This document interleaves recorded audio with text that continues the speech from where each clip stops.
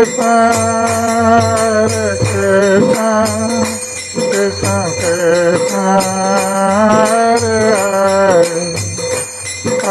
Rama, Rama Rama, Hare Hare।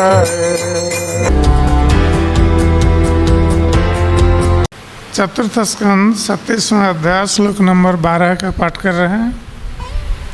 इस अध्याय का नाम राजा पुरंजन की नगरी पर चंडवेग का धावा।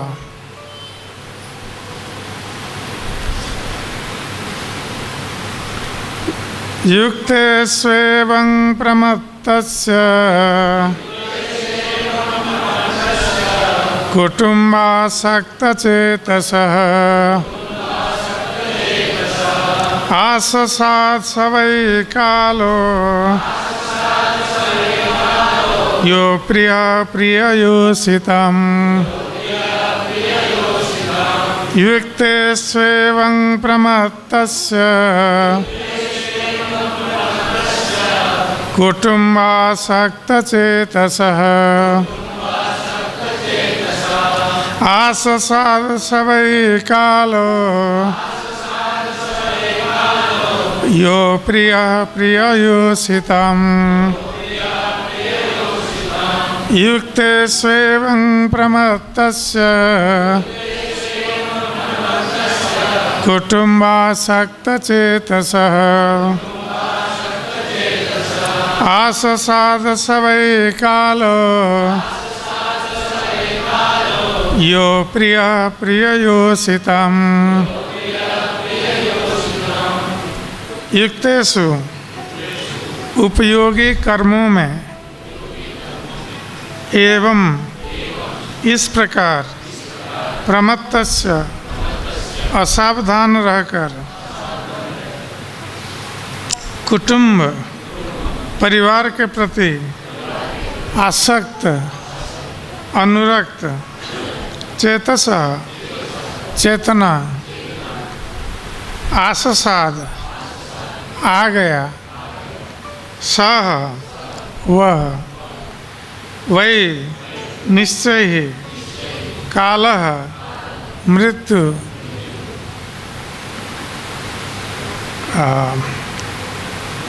यह जो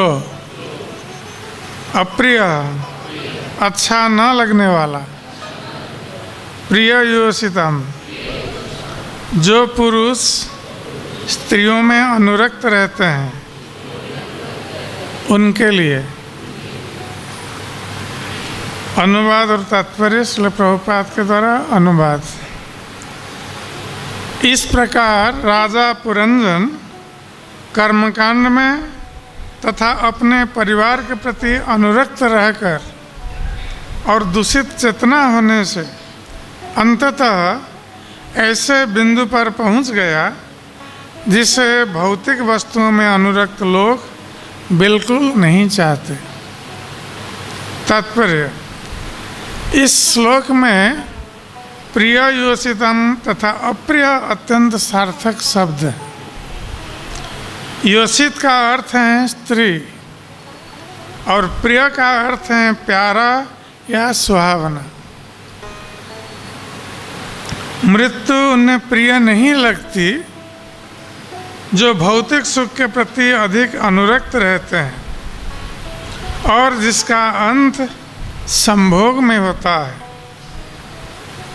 इस प्रकार इस प्रसंग में एक अत्यंत शिक्षाप्रद कहानी है। एक बार एक साधु पुरुष मार्ग पर जा रहा था तो उसे एक राजकुमार मिला। उसने उसे यह कहकर आशीर्वाद किया कि राजकुमार तुम जीते रहो। फिर उसे एक अन्य साधु पुरुष मार्ग पर जा रहा फिर उसे एक अन्य साधु पुरुष मिला तो उससे उसने कहा कि चाहो तो जियो या मरो। फिर उसे एक ब्रह्मचारी मिला तो उसे आशीर्वाद दिया कि हे भक्त तुम तुरंत मर जाओ।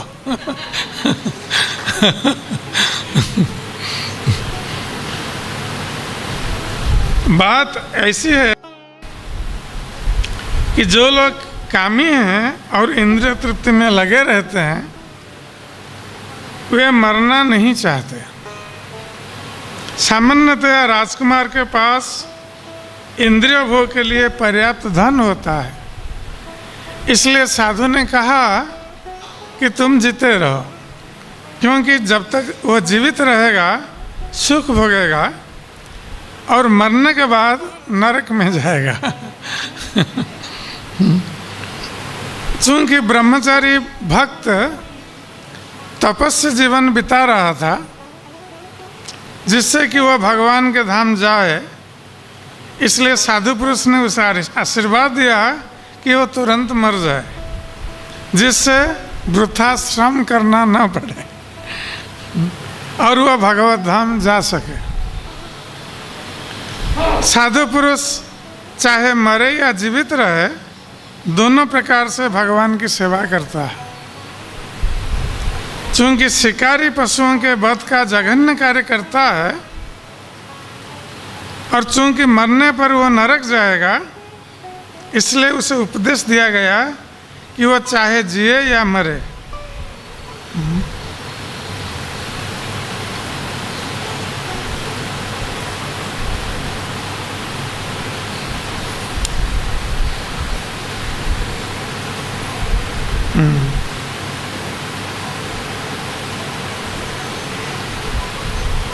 अंत में राजा पुरंजन का बुढ़ापा आ गया।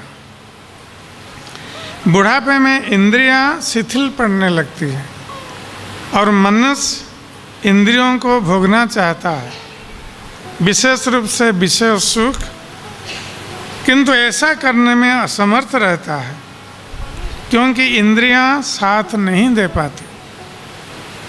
ऐसे कामी पुरुष कभी मरना नहीं चाहता। ऐसे लोग निरंतर जीवित रहना तथा वैज्ञानिक विधि से अपने जीवन को बढ़ाना चाहते हैं। कुछ मूर्ख ऋषि विज्ञानी भी दावा करते हैं कि वैज्ञानिक प्रगति से वे एक मनुष्य को अमर बनाने जा रहे हैं। ऐसे ही सिरफिरों के अधिनायकत्व में सभ्यता आगे बढ़ रही है, किंतु निर्मम मृत्यु इन सबों को समेट लेती है। यद्यपि लोग सदा जीवित रहना चाहते हैं।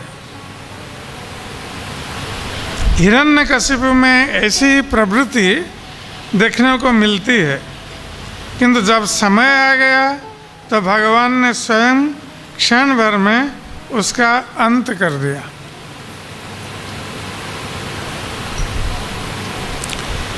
ओम अज्ञानतिमिरान्धस्य ज्ञानाञ्जनशलाकया चक्षुरुन्मिलितं येन तस्मै श्रीगुरवे नमः। श्रीचैतन्यमनोभीष्टं स्थापितं येन भूतले स्वयं रूपकदा मह्यं ददाति स्वपदान्तिकम्। वन्देऽहं श्रीगुरो श्रीयुतपदकमलं श्रीगुरुन् वैष्णवंश श्रीरूपं सग्रजातं सगणरघुनाथ नितं तं सजीवं साद्वैतं सावधूतं परिजनसहितं कृष्णं चैतन्यदेवं श्रीराधाकृष्णपादान् सगणललिता श्रीविशाखान्वितंश्च। हे कृष्ण करुणा सिन्धो दीनबन्धो जगत्पते गोपीश गोपिकान्त राधाकान्त नमस्तुते। तप्तकाञ्चन गौराङ्गी राधे वृन्दावनेश्वरी वृषभानुसुते देवी प्रणमामि हरिप्रिये। वंशाकल्पतरुभ्यश्च कृपा सिन्धुभ्येव च पतितानां पावनेभ्यो वैष्णवेभ्यो नमो नमः। नमो महावदान्याय कृष्ण प्रेम प्रदायते कृष्णाय कृष्ण चैतन्य नाम्ने गौरतिसे नमः। जय श्री कृष्ण चैतन्य प्रभु नित्यानंद श्री अद्वैत गदाधर श्रीवासादि गौरभक्तवृंद। हरे कृष्ण कृष्ण कृष्ण हरे हरे, हरे राम राम राम हरे हरे। हरे कृष्ण कृष्ण कृष्ण हरे हरे, हरे राम राम राम हरे हरे। हरे कृष्ण कृष्ण कृष्ण हरे हरे, हरे राम राम राम हरे हरे।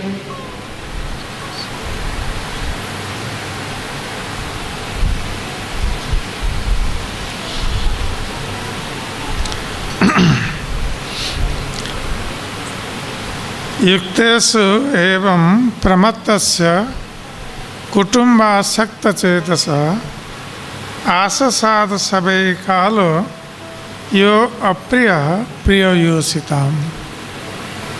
तो श्रीमद् भागवत के इस श्लोक में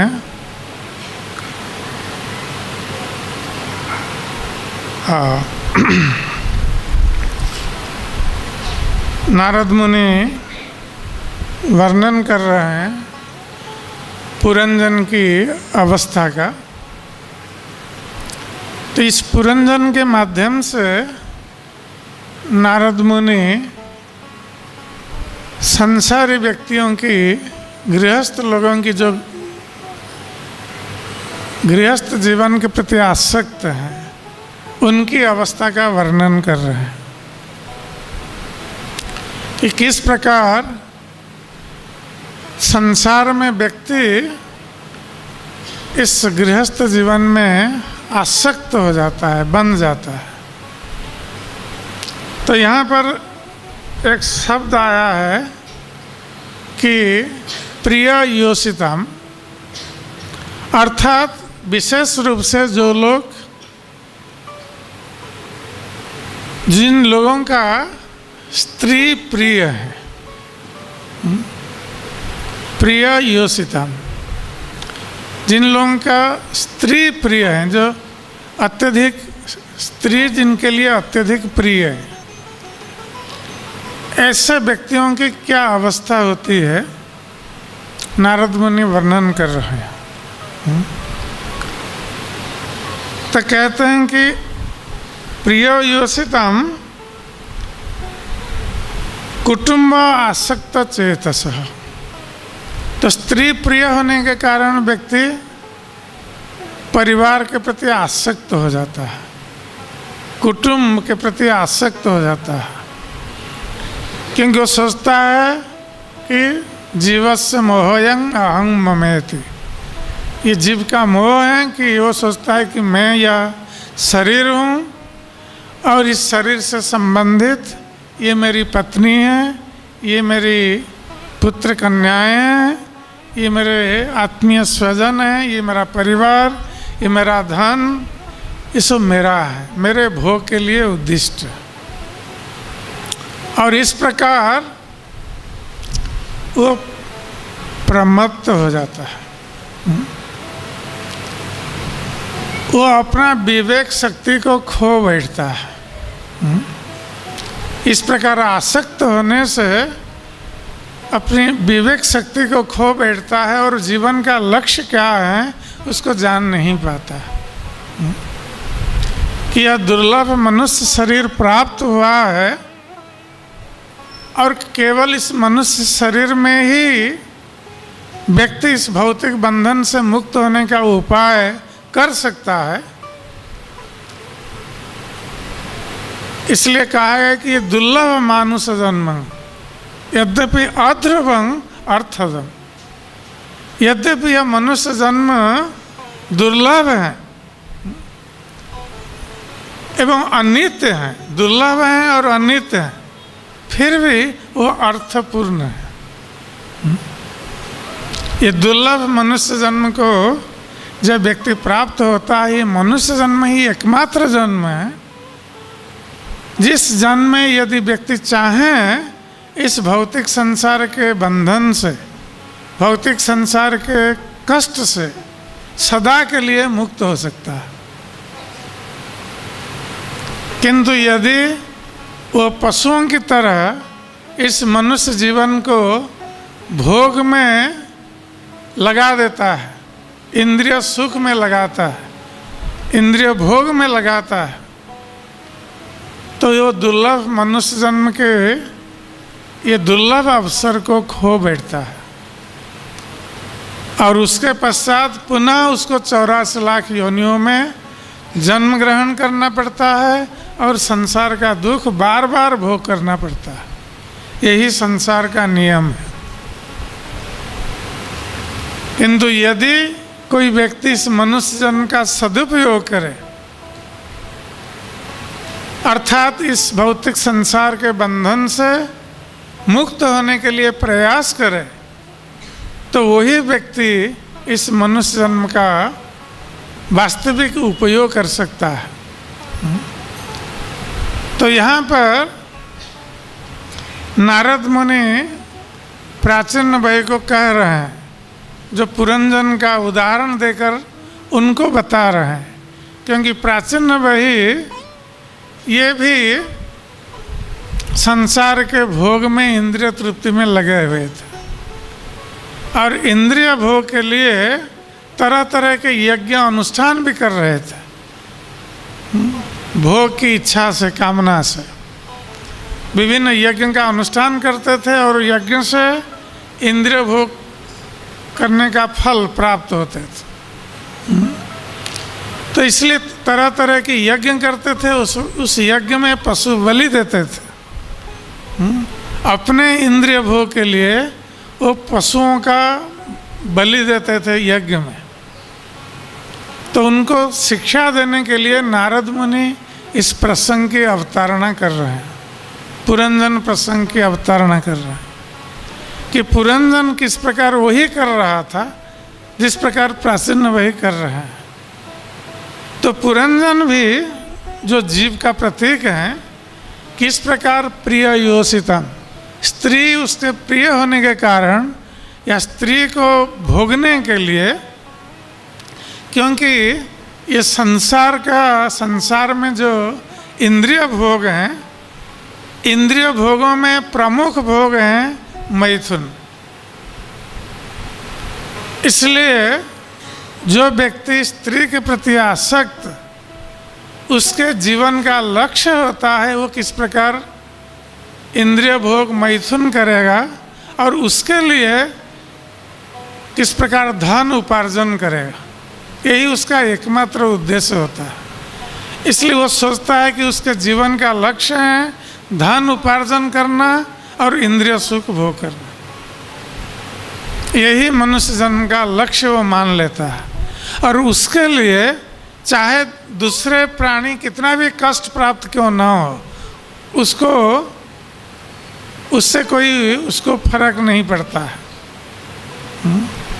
वो दूसरों का दुख नहीं देख सकता कि दूसरे लोग उसके लिए दुख प्राप्त हो रहे हैं, उसके प्रति उसको ख्याल नहीं रहता, वो अपने सुख में लगा रहता है। इसलिए उसको प्रमत्त कहा गया, मत्त, केवल अपने बारे में सोचता है, अपना इंद्रिय भोग, अपना स्वार्थ। इसलिए दूसरों के बारे में सोचने के लिए उसके पास समय नहीं है, वो परार्थ के लिए नहीं सोच सकता। तो ऐसे व्यक्ति जो हैं, जो सदा सर्वदा जीवन भर इंद्रियों को भोग करना चाहते हैं, किंतु ऐसे लोगों के लिए ये एक अप्रिय बात या अप्रिय घटना घटित होती है जीवन में। क्योंकि व्यक्ति इंद्रिय भोग कर सकता है जब तक युवावस्था में है, यह स्वाभाविक है कि जब तक युवावस्था में है व्यक्ति इंद्रिय भोग कर सकता है, यदि उसके भाग्य में है भोग करने का। यदि नहीं है युवावस्था में भी वो नहीं कर सकता।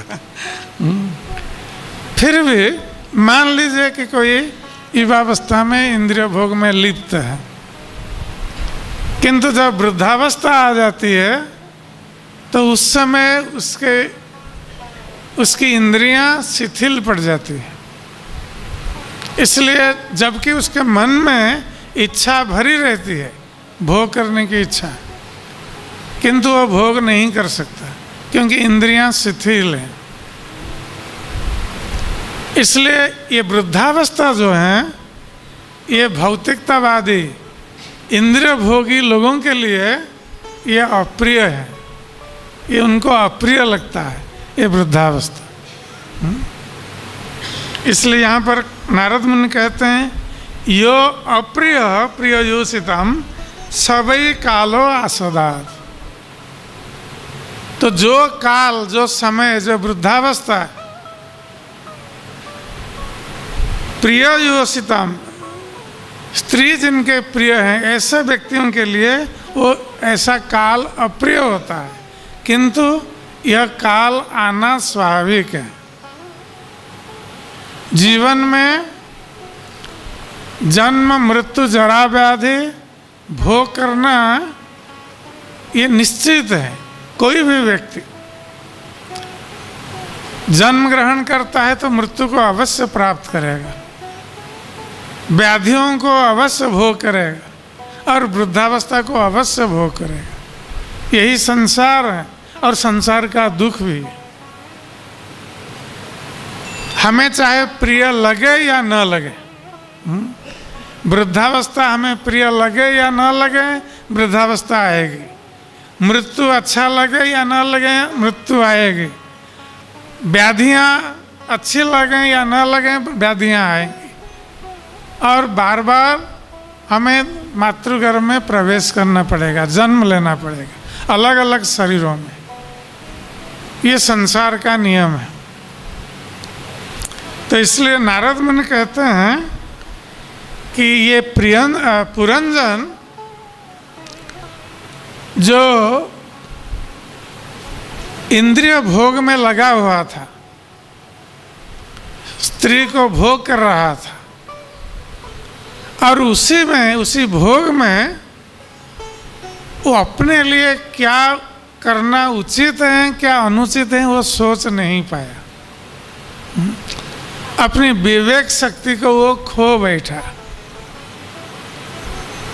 क्योंकि उसका एकमात्र लक्ष्य भोग करना यही रह गया था।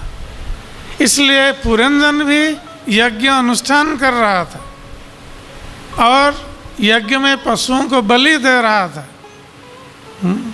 इंद्रिय भोग के लिए। इसलिए शास्त्रों में बताया है कि गृहेषु कुटधर्मेषु, तो लोग जो घर में रहते हैं, गृहस्थ जीवन व्यतीत करते हैं, ये यद्यपि तथाकथित धर्म का पालन करते हैं, जिसको यहाँ पर कूट धर्म कहा गया है। कूट धर्म अर्थात छल पूर्ण धर्म है, छल धर्म। ये वस्तुतः धर्म नहीं है, छल धर्म है। धर्म जैसा दिखता है, क्योंकि लोग धर्मों का पालन करते हैं अपनी इच्छाओं की पूर्ति के लिए। उनकी अनेक प्रकार की इच्छाएं हैं। जैसे कोई मंदिर में आता है, लोग किसी भी मंदिर में जाते हैं और ये देखते हैं कि कौन सा देवता उनकी इच्छा को तुरंत पूरा कर सकता है। ये देवताओं में सब भेद देखते हैं, गणना करते हैं कि कौन सा देवता अति शीघ्र हमारी इच्छा को पूरा कर सकता है। तो उसी के पास लोगों की भीड़ लगी रहती है। और ऐसे तो शिव जी आशुतोष हैं बहुत शीघ्र संतुष्ट हो जाते हैं, तो लोग शिव मंदिर में अधिक भीड़ लगाते हैं। तो उनकी इच्छा है कि शीघ्र उनकी इच्छाओं की पूर्ति होना। तो ये मंदिर में जाते हैं, खूब चढ़ावा देते हैं, भोग लगाते हैं भगवान को, दूसरे देवी देवताओं को, जिससे कि वो प्रसन्न होकर धनं देहि जनं देहि विद्यांग देहि रूपं देहि ये सब दीजिए। तो यही मांगते हैं जाकर। कोई शिव जी के पास जाता है, कोई दुर्गा के पास जाता है, कोई गणेश जी के पास, और आजकल तो बहुत सारे भगवान निकले हैं, उनका भी मंदिर बन रहा है, उनके पास भी पहुंच जाता है। तो ये सब देही देही देही, हमें ये दीजिए, वो दीजिए, वो दीजिए। तो ये बाहर से लगता है कि ये बहुत बड़े धार्मिक व्यक्ति हैं, बहुत पैसा खर्च कर रहे हैं, जैसे कोई यज्ञ अनुष्ठान कर रहा है और उसका उद्देश्य है कैसे स्वर्ग की प्राप्ति करेगा। ये भी भौतिक इच्छा है। कोई स्वर्ग जाना चाहता है, ये भी भौतिक इच्छा है, क्योंकि वो स्वर्ग भोग करना चाहता, स्वर्ग सुख भोग करना चाहता। तो यज्ञ अनुष्ठान हो रहा है, जैसे आजकल लोग प्रचार करते हैं अश्वमेध यज्ञ का अनुष्ठान, और बहुत चंदा भी वसूल करते हैं। तो धन संग्रह करते हैं बहुत यज्ञ के नाम पर, और यज्ञ का फल क्या है? शून्य है, कोई फल नहीं। बहुत पैसा खर्च किया किंतु फल शून्य है। तो इस प्रकार लोग तथाकथित धर्म में लगे रहते हैं, जिसको कूट धर्म कहा गया। ये छल धर्म है, ये वास्तविक धर्म नहीं है। तो धर्म क्या है कि धर्म तो साक्षात भगवत प्रणीतम, धर्म साक्षात भगवान के द्वारा प्रणीत उपदेश है, उसको पालन करना ही धर्म है। और भगवान का उपदेश क्या है? सर्वधर्मान परित्यज्य मामेकं शरणं व्रज अहं तं सर्व पापेभ्यो मोक्षयिष्यामि मा शुचः। तुम दूसरे सारे धर्म अर्थात जितने भी छल धर्म हैं, मन गढ़ंत धर्म है, लोग अपने मन से भी धर्म बना लेते हैं, मन से भी किसी को भी भगवान मानकर पूजा करने लग जाते हैं। ये मनोधर्म इसको कहा गया है। तो जितने भी मनोधर्म, छल धर्म, यहाँ तक कि वेद धर्म भी, वेदों में भी जो धर्म का वर्णन है उसमें भी लोगों को अपनी इच्छा की पूर्ति के लिए अलग अलग उपाय बताए गए। तो ये वेद धर्म भी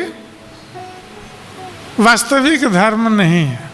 इसलिए भगवान श्री कृष्ण कहते हैं वेदैश्च सर्वैर अहं एव, समस्त वेदों में मैं केवल जानने योग्य हूँ। अर्थात भगवान कृष्ण को जानना और उनकी पूजा करना यही श्रेष्ठ धर्म है। वेदों में भी यही बताया गया है, किंतु लोग ज़्यादातर आकृष्ट होते हैं वेदवाद रता, जो वेद के जो कथन है उसको पढ़ते हैं और उसके प्रति आकृष्ट होते हैं कि वेद ये कहते हैं, वो कहते हैं, किंतु वेदों का उद्देश्य क्या है उसको नहीं समझते। कि वेदों का उद्देश्य भगवान कृष्ण को समझना, उनके चरणों में शरण ग्रहण करना। और यही बात भगवान कृष्ण भगवद गीता में कह रहे हैं कि सर्वधर्मान परित्यज्य मामेकं शरणं व्रज। सारे धर्मों का परित्याग करके तुम मेरी शरण में आओ, मैं तुम्हें सारे पापों से मुक्त कर दूं, तुम चिंता मत करो। हम संसार में कष्ट भोग कर रहे हैं अपने पाप कर्मों के कारण। पूर्व जन्मों में, कई जन्मों में कितने पाप किए हैं, उसका फल सब आ रहा है, उसके कारण हम दुख भोग करते हैं। और भगवान कृष्ण कहते हैं तुम यदि दुखों से मुक्त होना चाहते हो तो किसी देवी देवता के पास जाने से देवी देवता तुम्हें दुख से मुक्त नहीं कर सकते, उनके पास वो शक्ति नहीं है। केवल भगवान कृष्ण ही मुक्त कर सकते हैं हमें दुखों से, क्योंकि वो हमारे पापों को नष्ट कर सकते हैं। तो भगवान कहते हैं कि मेरी शरण में आओ, मैं तुम्हारे सारे पापों को नष्ट कर दूंगा, तुम चिंता मत करो। तो भगवान कृष्ण की शरण में जाना, उनका भक्त बनना, यही परम धर्म है। भगवान कृष्ण की पूजा करना, उनका स्मरण करना और उनको प्रणाम करना, ये श्रेष्ठ धर्म माना गया। अन्यथा बाकी जितने भी धर्म हैं, ये सब कूट धर्म बताया गया है, छल धर्म। तो गृहेषु कूट धर्मेषु पुत्र दारा धनार्थधि। तो इस छल धर्म के कारण व्यक्ति क्या सोचता है कि ये मेरी स्त्री, ये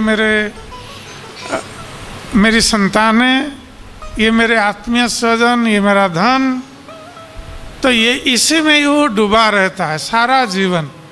किससे कि अधिक से अधिक धन उपार्जन करेगा और अपने परिवार के साथ सुख भोग करेगा, इसी में वो लगा रहता है और उसका परिवार बढ़ता जाता है। और जब वृद्धावस्था आती है, वृद्धावस्था आने पर भी जब उसकी इंद्रियां शिथिल पड़ जाती हैं, फिर भी वो व्यक्ति गृह को त्याग नहीं कर सकता। वो इतना आसक्त है, आसक्त धी, उसकी बुद्धि मन सब आसक्त हैं घर के प्रति।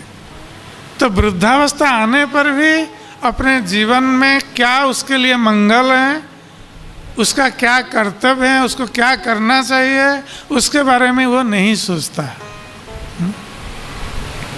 कि उसके लिए क्या कल्याणकारी है, वास्तविक कल्याणकारी है, जो उसको इस संसार के बंधन से, संसार के दुखों से सदा के लिए मुक्त कर सकता है, उसके बारे में वो व्यक्ति नहीं सोचता। और किसी समय वृद्धावस्था पहुंच जाती है और अचानक मृत्यु आकर पहुंच जाती है, और मृत्यु के पश्चात पुनः उसको दूसरे शरीर में प्रवेश करना पड़ेगा, नरक यंत्रणा भोग करना पड़ेगा, उसके बाद पुनः दूसरे शरीर में प्रवेश करना पड़ेगा। ये उसकी गति है। इसलिए प्रभुपाद जी जो एक सुंदर उदाहरण देते हैं, न परं बिंदते मूढ़ ब्राह्मण संसार वर्तमस। जो मूर्ख व्यक्ति इस प्रकार अपना कल्याण, अपने कल्याण की चिंता नहीं कर सकता, और इस प्रकार जो संसार का मार्ग है, दुख भोग करने का मार्ग, जन्म मृत्यु का मार्ग, उसी मार्ग पर चलता है और दुख भोग करता है। तो प्रभुपाद जी यहाँ एक उदाहरण दे रहा है।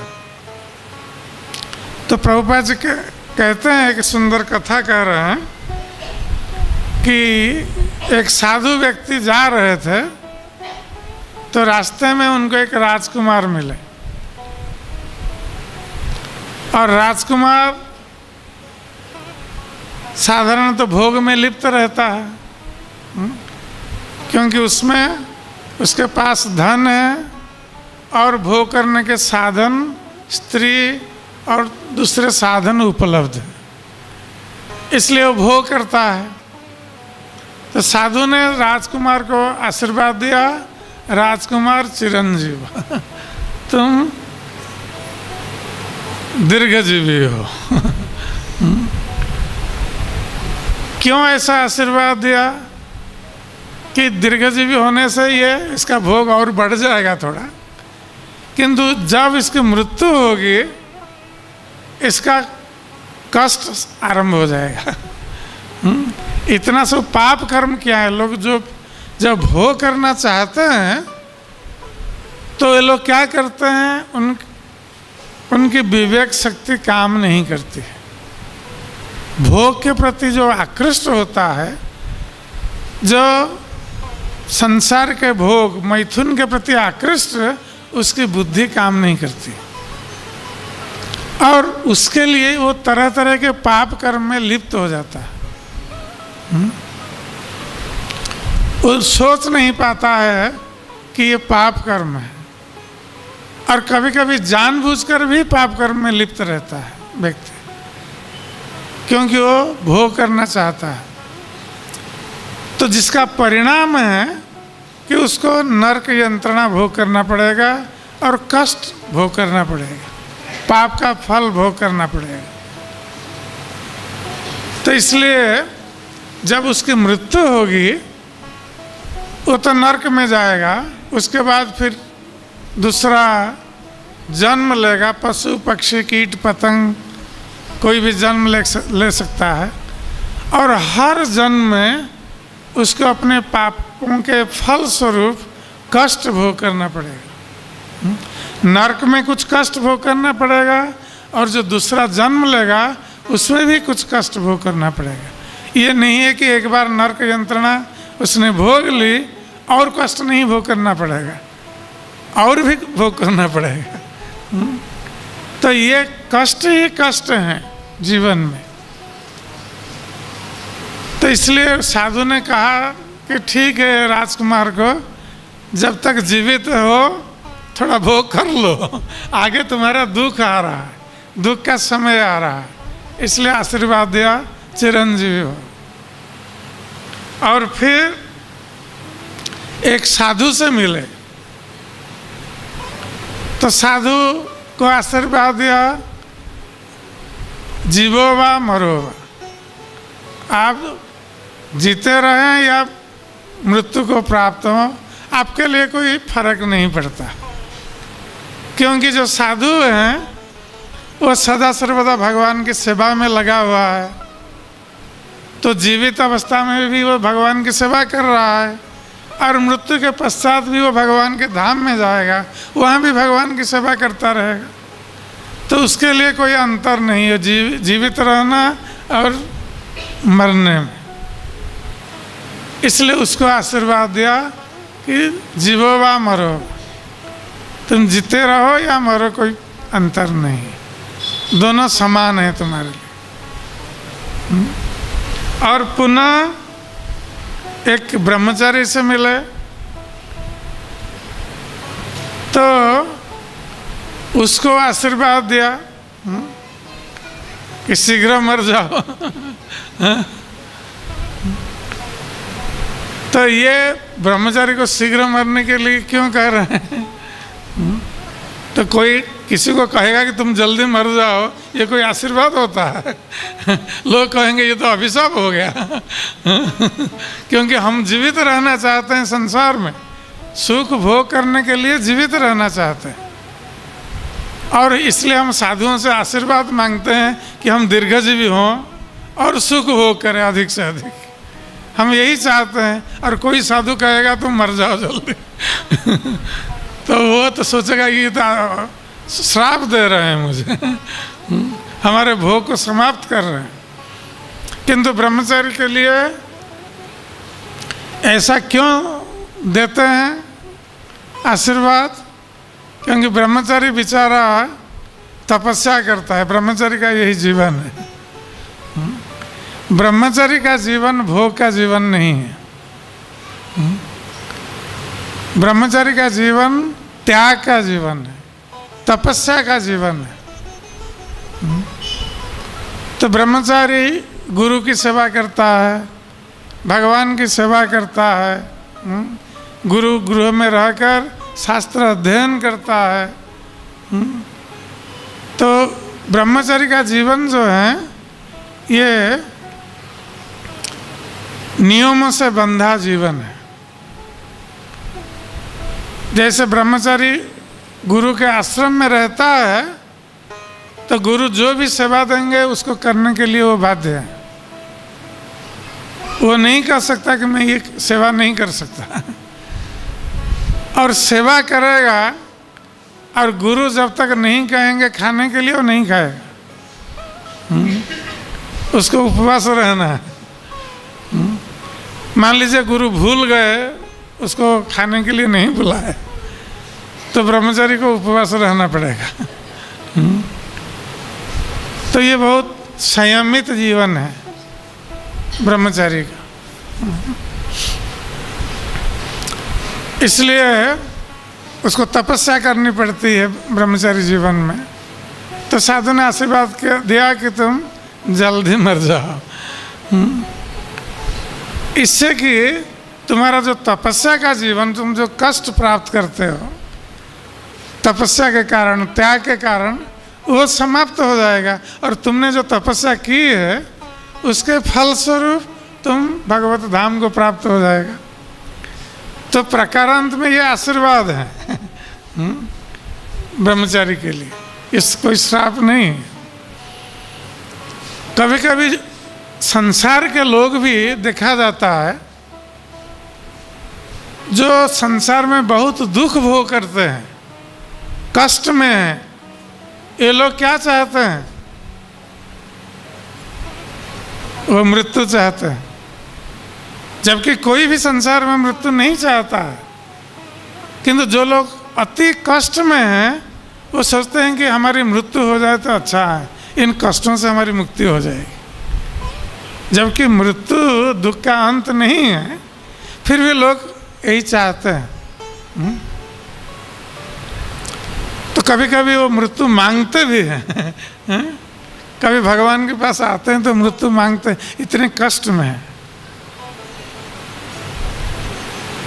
तो ये ब्रह्मचारी के लिए कोई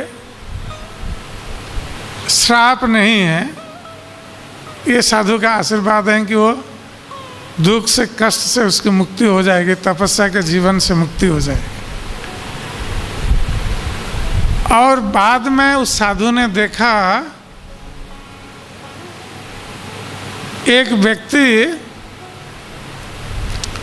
जो कसाई, वो पशुओं की हत्या करता है और मांस बेचता है, तो उसको आशीर्वाद दिया कि ना जीवो ना मरो, तुम्हें जीना नहीं है और मरना भी नहीं। इस प्रकार का आशीर्वाद दिया। इस आशीर्वाद का अर्थ क्या है कि ये कसाई इसको आशीर्वाद दिया, ना जीवो, तुम्हें जीवित नहीं रहना है। क्यों ऐसा आशीर्वाद दिया कि ये अधिक काल जीवित रहेगा तो अधिक पशु हत्या करेगा और पाप करेगा। और फिर कहा ना मरो, तुम मरो नहीं, क्योंकि ये मरेगा ये फिर नरक में जाएगा। इतने सारे पशुओं की हत्या की है तो ये नरक में जाएगा, और ये जितने भी पशुओं की हत्या की है ये सारे पशु इसकी भी हत्या करेंगे। इसका परिणाम है। जो लोग मांस खाते हैं वो पशुओं की हत्या करते हैं, पशु हत्या दोषों में भागीदार होते हैं। तो इसका परिणाम है कि अगले जन्मों में वे पशु मनुष्य बनकर जन्म लेंगे और ये व्यक्ति पशु बनेगा। और उस प्रकार वो मारा जाएगा उन पशुओं के द्वारा। वही पशु इसके मांस खाएंगे। अभी हम जिसका मांस खा रहे हैं वही पशु हमारे मांस खाएंगे, हम पशु बनेंगे, वो मनुष्य बनेंगे।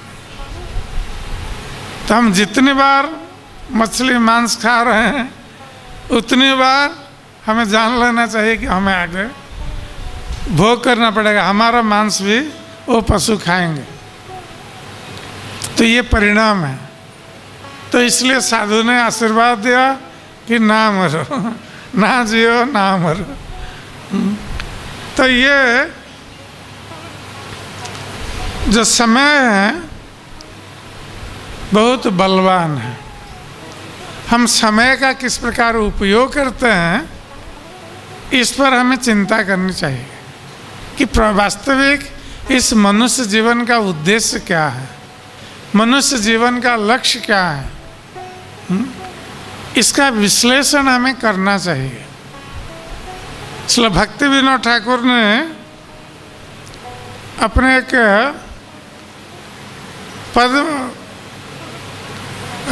पद्य में लिखा है, वो भगवान से प्रार्थना कर रहे हैं। तो भक्ति विनोद ठाकुर ने ऐसे कई पदों की रचना की है भगवान से प्रार्थना के रूप में। तो कहते हैं कि प्रभु है सुनो मोर दुखेर काहिनी। श्री भक्ति विनोद ठाकुर भगवान से प्रार्थना करते हुए कहते हैं कि प्रभु मेरे दुखों की कहानी आप सुनिए कि मेरा जीवन कैसा है। तो श्री भक्ति विनोद ठाकुर हम लोगों के जीवन का प्रतिनिधित्व कर रहे हैं। हम लोग कैसे जीवन में दुख भोग कर रहे हैं, समय नष्ट कर रहे हैं, इस पद के माध्यम से वो बता रहे हैं कि कहते हैं कि सुनो मोर दुखेर कहानी विषय हलाल सुधा भावे पियलु। तो संसार विष, संसार का जो भोग है ये विष के समान है। तो जैसे कोई विष पान करता है तो क्या होता है, उसका परिणाम उसकी मृत्यु निश्चित है। विष पान करने पर मृत्यु निश्चित है। तो हम संसार विषय विष, संसार का जो विषय भोग है, इंद्रिय भोग, वो विष के समान है। और इस इंद्रिय भोग करने का अर्थ है हमारी मृत्यु सुनिश्चित है। किंतु फिर भी लोग विषय भोगों में लिप्त रहते हैं। कैसे लिप्त रहते हैं? क्योंकि विषय भोग को लोग क्या सोचते हैं ना, अमृत मानते हैं।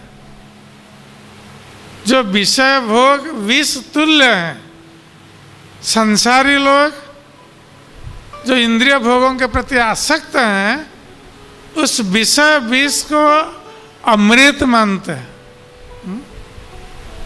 तो सुधा भावे पियलु, सुधा अर्थात अमृत, अमृत मानकर मैंने इस संसार विषय विष को पान किया है।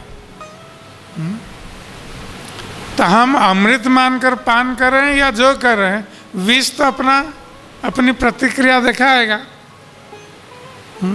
हम इसका परिणाम जाने या न जाने, जैसे हम दवा लेते हैं, दवा का परिणाम क्या है हम जाने या न जाने दवा काम करेगा। तो विष हम अनजाने में ले लेते हैं, फिर भी विष अपनी प्रतिक्रिया दिखाएगा, फल हमें भोग करना पड़ेगा। तो भक्ति विनोद ठाकुर कहते हैं आवो अवसान दिनमय। तो इस विषय भोग में हम इतने लिप्त हैं कि कब सूर्यास्त हो गया हमें पता नहीं चला। हम सूर्य उदय हुआ था और अब सूर्य अस्त हो गया है, किंतु हम भोगों में इतने लिप्त हैं कि पता नहीं चला कब सूर्य अस्त हो गया। इसका अर्थ क्या है सूर्य का अस्त होना? कि हम विषय भोग में लिप्त रहे और कब हमारे आयु समाप्त हो गई, वृद्धावस्था आ गई, हमें पता नहीं चला विषय भोग में लिप्त रहकर। तो वृद्धावस्था मृत्यु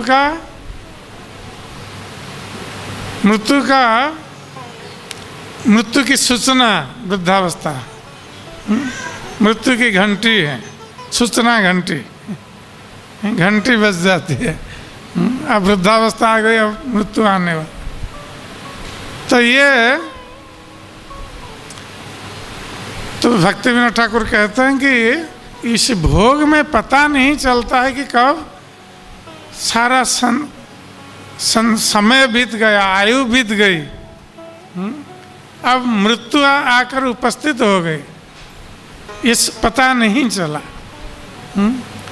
जैसे अजामिल के बारे में आप लोगों ने सुना होगा, तो अजामिल 88 साल तक भोग करता रहा, विषय भोग, और उसको पता नहीं चला, अचानक मृत्यु आकर उपस्थित हो गई। तो 88 साल तक वो भोग कर रहा था। तो उसी प्रकार खेला रसे शैशव पढ़ते कैशोर, तो हमारा शिशु काल किस प्रकार व्यतीत हुआ? क्रीड़ा में, खेलने में। और जब कैशोर उपस्थित हुआ उस समय हम विद्या अध्ययन में लग गए, उसी में व्यतीत हो गया, विद्या अध्ययन में। और भोगवा से यौवन, और यौवन कैसे व्यतीत हुआ? भोग में, मैथुन भोग में, इंद्रिय भोग में यौवन व्यतीत हो गया। और उसी यौवन काल में हमने घर बसाया और सूत मित अर्थात पुत्र कन्याओं को उत्पन्न किया और अपने आत्मीय स्वजन बनाए। इस प्रकार परिवार बढ़ गया। अब वृद्ध काल आवल सब सुख भागल। प्रभुपाद जी बहुत बार इसका उदाहरण देते थे, वृद्ध काल आवल सब सुख भागल। अब वृद्धावस्था आ गई और सारे सुख भाग गए। अब दुख का समय आ गया, इंद्रियां शिथिल पड़ गई, जबकि सुख भोगने की इच्छा है फिर भी भोग नहीं कर पा रहे। वृद्धावस्था का कष्ट हमें भोग करना पड़ रहा है। आँखों को ठीक तरह दिखाई नहीं पड़ता है, कानों को सुनाई नहीं पड़ता है, जो खाते हैं हजम नहीं होता है, रात में नींद नहीं आती है। तो ये सब दुख हैं वृद्धावस्था का, कष्ट हैं। चलने में, बैठने में ये सब कष्ट हैं, सोने में कष्ट। तो ये वृद्धावस्था का कष्ट जो वृद्धावस्था में है वो लोग जानते हैं कैसा कष्ट है। तो वृद्धावस्था में और कोई सुख नहीं है, केवल दुख ही दुख है। जो सुख भोग किए थे युवावस्था में, अब वृद्धावस्था में केवल कष्ट ही भोग करना है और मृत्यु की प्रतीक्षा करना है। तो ये बहुत बड़ा कष्ट है जब हम मृत्यु की प्रतीक्षा करते हैं। जैसे ओल्ड एज होम है, बहुत सारे वृद्ध वृद्धाएं ओल्ड एज होम में रहते हैं और क्या करते हैं? मृत्यु की प्रतीक्षा करते हैं, कब मृत्यु आएगी। ये और एक कष्ट है, मृत्यु की प्रतीक्षा कर। तो इसलिए शास्त्रों में बताया गया है कि हमें बचपन से, बाल्यावस्था से, कौमार अवस्था से, कौमारंग आचरित प्राज्ञ धर्मान भागवतानि, कुमार अवस्था से ही इस भागवत धर्म, भगवान की भक्ति का मार्ग का अभ्यास करना। और यदि हम कुमार अवस्था से अभ्यास करते हैं और उस अभ्यास के कारण हम चाहें युवावस्था में घर पर रहें, फिर भी हम यद्यपि इंद्रिय भोग करते हैं किंतु अपने जीवन के लक्ष्य को हम नहीं भूलते। हम अनासक्त रूप से इंद्रिय भोग कर सकते हैं किंतु कृष्ण के प्रति आसक्त हो सकते हैं। और जब वृद्धावस्था का समय आएगा, हम गृह त्याग करके हम पूरा समय भगवान की सेवा में लगाएंगे। ये वर्णाश्रम विधि के अनुसार व्यक्ति कर सकता है कि गृहस्थ जीवन 50 वर्ष तक व्यतीत कर सकता है, उसके पश्चात भोग को जलांजलि देकर 50 साल के बाद भगवान की सेवा में अपने जीवन को समर्पित करना चाहिए। तब फिर वो मृत्यु के लिए प्रतीक्षा नहीं करेगा, भगवान की सेवा में इतना रम जाएगा कि उसको मृत्यु आए ना आए उसके लिए कोई अंतर नहीं पड़ता। वो तो भगवान की सेवा में लगकर सेवा का आनंद ले रहा है। जो भक्त भगवान की सेवा में लग जाता है वो सेवानंद को प्राप्त करता है। तो इसलिए उसके लिए मृत्यु आना नहीं आना उसमें कोई फर्क नहीं, अंतर नहीं। मृत्यु आने पर वो भगवान के धाम में जाएगा, और जब तक मृत्यु नहीं आती है वो भगवान की सेवा में लगा रहेगा। तो हमें ऐसे साधु बनना है कि वृद्धावस्था का समय हम भगवान की पूर्ण सेवा में लगा दें, और गृहस्थ जीवन में पड़े रहकर और उसी प्रकार प्रमत्त के समान हम उस गृहस्थ जीवन के इंद्रिय भोग में डूबे रहे, इंद्रिय भोग की लालसा बनी रहे, तो ये बहुत बड़ा कष्ट है। लालसा बनी रहती है किंतु हम भोग नहीं कर सकते। तो इसका परिणाम है कि हमको बार बार इस संसार में आना पड़ेगा, बार बार जन्म लेना पड़ेगा, संसार का कष्ट भोग करना पड़ेगा, क्योंकि हम हर जन्म में इंद्रिय भोग कर रहे हैं, फिर भी हम संतुष्ट नहीं हुए। इसलिए कहा गया है कि न जातु काम कामीनां उपभोगे न सम्यते। कामी व्यक्ति का काम उपभोग में समित नहीं होता है। इसलिए अपने मन को नियंत्रित करना है और मन को कृष्ण के चरणों में लगाना है। इंद्रिय भोग से मन को हटाकर भगवान कृष्ण के चरणों में लगाना है, और इस प्रकार जब मन भगवान के चरणों में लगेगा तो ये इंद्रिय भोग ये तुच्छ प्रतीत होंगे। इसलिए बताया गया है श्रीमद् भागवतम में, यन मैथुनादि गृहमेधि सुख ही तुच्छम कंडु यनेन करोयो रिव दुख दुखम। तो ये गृहमेधि सुख जो है, इंद्रिय सुख या मैथुन सुख, यह अति तुच्छ सुख है। ये कंडु यनेन करोयो रिव दुख दुखम। जिस प्रकार कंडू रोग किसको हो गया, वो खुजलाने लगेगा तो उसका कष्ट और बढ़ जाएगा। थोड़े समय के लिए सुख मिलेगा किंतु बाद में दुख मिलेगा। तो ये मैथुन सुख ऐसा ही है, थोड़ा सुख है बाद में वो दुख का कारण बन जाता है। इसलिए कहा गया है कि कंडुतिवत मनसी ज विषहेत धीर। तो व्यक्ति को धीर बनना चाहिए, अधीर नहीं होना चाहिए। तो धीर कैसे होगा कि ये जो इंद्रिय भोग की लालसा है उसको वो सहन करेगा, इंद्रियों को तृप्त करने के लिए प्रयास नहीं करेगा, उसको सहन करना सीखेगा।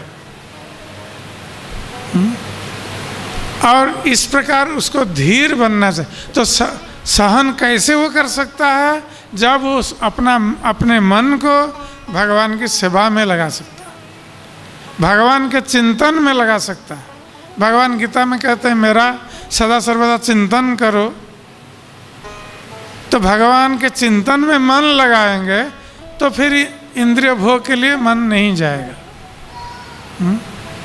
तो इस प्रकार भगवान के चिंतन में, भगवान की कथा श्रवण में, भगवान की कथा कीर्तन, उनके गुण कीर्तन, उनके नाम संकीर्तन, नाम जप, तो इसी में जब हम मन को लगाएंगे तो अपने आप मन भगवान के चरणों में लग जाएगा, फिर इंद्रिय भोगों के ओर नहीं जाएगा। इंद्रिय भोग तुच्छ प्रतीत होंगे ऐसे व्यक्ति के लिए। तो और इंद्रियां जब भगवान की सेवा में लगी रहेगी तो फिर विषय भोग की ओर नहीं जाएगी। यही इंद्रियों को नियंत्रित करने का उपाय है कि इंद्रियों को भगवान की सेवा में लगा दे। और इस प्रकार हम अपने दुर्लभ मनुष्य जन्म को धन्य कर सकते हैं। वृद्धावस्था का समय ये दुख देने का समय आता है। वृद्धावस्था में हम भगवान की क्या सेवा कर सकते हैं? वस्तुतः ये कुमार अवस्था से ही हमें भगवान की सेवा सीखनी चाहिए। युवावस्था में हमें भगवान की सेवा में लगी रहनी चाहिए, क्योंकि युवावस्था में हमारी इंद्रियां चंचल है और शक्तिशाली हैं, तो इंद्रियों को भगवान की सेवा में हम लगा सकते हैं और नियंत्रित रूप से कुछ इंद्रिय भोग कर सकते हैं गृहस्थ के रूप में, जो शास्त्रों में दिया गया है। नियंत्रित इंद्रिय भोग और उसके साथ साथ हम भगवान की सेवा में लगा सकते हैं। यह अभ्यास हमें करना चाहिए, तब हम वृद्धावस्था में सहज रूप से भगवान की सेवा में लगे रह सकते हैं। हरे कृष्ण।